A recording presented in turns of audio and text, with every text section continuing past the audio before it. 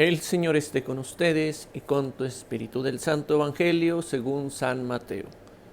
En aquel tiempo, inmediatamente después de la multiplicación de los panes, Jesús hizo que sus discípulos subieran a la barca y se dirigieran a la otra orilla, mientras él despedía a la gente. Después de despedirla, subió al monte a solas para orar.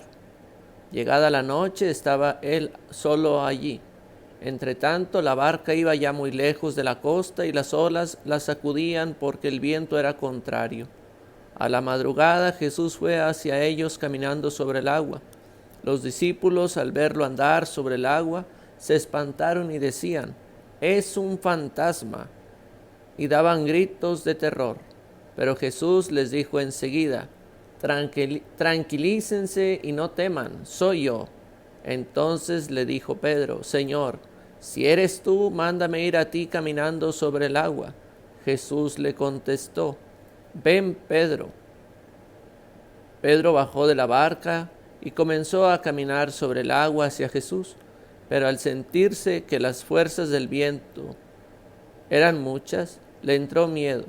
Comenzó a hundirse y gritó: «Sálvame, Señor». Inmediatamente Jesús le tendió la mano, lo sostuvo y le dijo: «Hombre de poca fe, ¿por qué dudaste?». En cuanto subieron a la barca, el viento se calmó.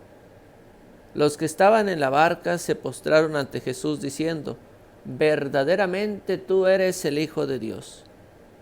Terminada la travesía, llegaron a Genesaret. Apenas lo reconocieron los habitantes de aquel lugar.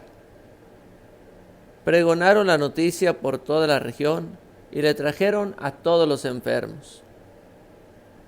Le pedían que los dejara tocar siquiera el borde de su manto, y cuantos lo tocaron quedaron curados. Palabra del Señor.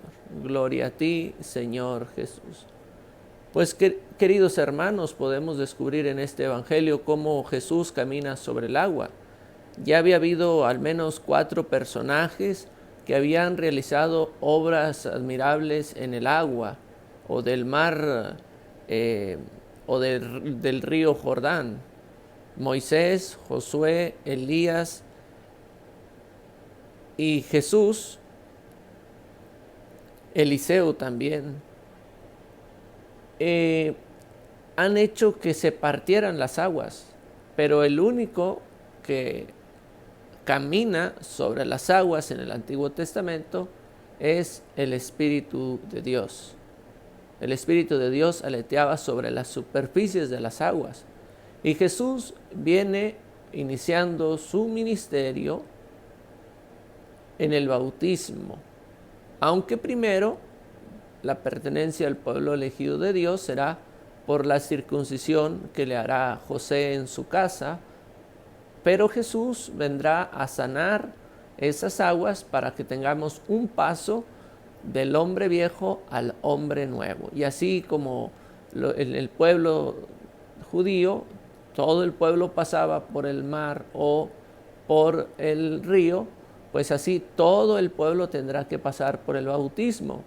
Tanto los niños como los adultos pasaron por el mar, por el río, pues así todos tendremos que pasar por el bautismo para ser hombres nuevos. Hay una historia que a mí me gusta mucho, es una historia judía, que dice que cuando Moisés iba a atravesar el mar, pues hubo un hombre primero, ¿verdad?, como que preguntó: ¿para dónde vamos? Pues tenemos que atravesar el mar antes de que golpeara, ¿verdad?, el mar con la vara.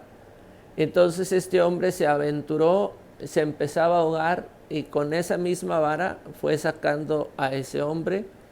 Y ese hombre ahora sería Pedro.